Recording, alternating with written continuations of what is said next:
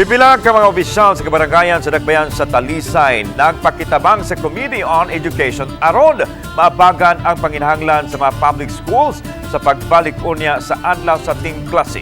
Ang report ni Femari Dumamo. Pipila sa mga panginahanglan nga gipadayag sa mga opisyal sa barangay mao ang pintal, mga gamit sa pag-ayom-ayom sa mga classroom ug dugang lingkuranan.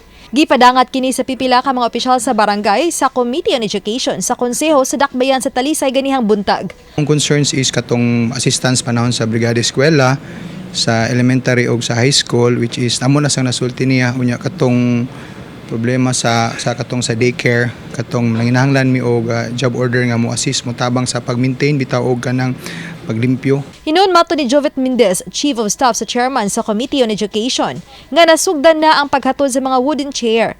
Apan sa ubang hangyo sa mga opisyal sa barangay, nanginahanglan kini og ordinansahon. Nagpatawag dahil si Konsehal Eduardo Gullias III og coordination meeting para sa ato ang mga barangay council sa 22 barangays diri sa Talisay nya katong gahandol og education para sa ang ato ang kuan diri sa Talisay, especially sa office ni Konsehal Eduardo Gullias III, naasad tay kanang kuan ba responsive legislation unya ato i-collate ang ilahang tanang mga concerns. Pipila sa mga eskwelahan magsugod na sa Brigada Eskwela sa sunod simana. Uban ni Godfrey Rilien, Femari Dumabok. Balitang Bisdak.